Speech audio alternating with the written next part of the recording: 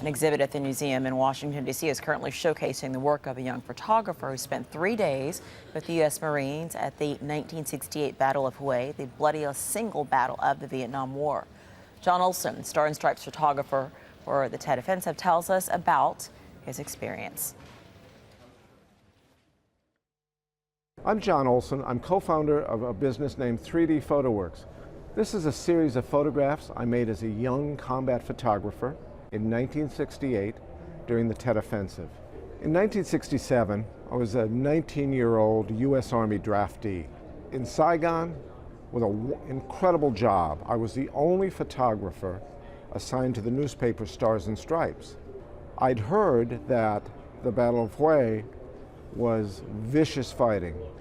There, I was met by a number of 18, 19, 20-year-old Marines, and I spent 3 days with them. They were taking heavy casualties, and it was a totally new experience. Tet is a Vietnamese New Year that's celebrated every year.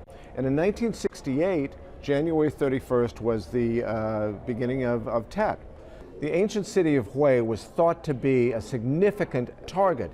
If the North Vietnamese could capture that, the populace would rise up and the country would follow. And in 1968, there was a surprise attack. The North Vietnamese and the Viet Cong launched attacks throughout all of South Vietnam. There were more than 100 cities and outposts attacked, and the city of Hue was overrun. It was something no one expected. On the morning of January 31st, 1968, the Marines were sent into Hue to do what they called was a mop-up of a couple hundred North Vietnamese. When they got there, they were met by 10,000 heavily armed and heavily dug in enemy.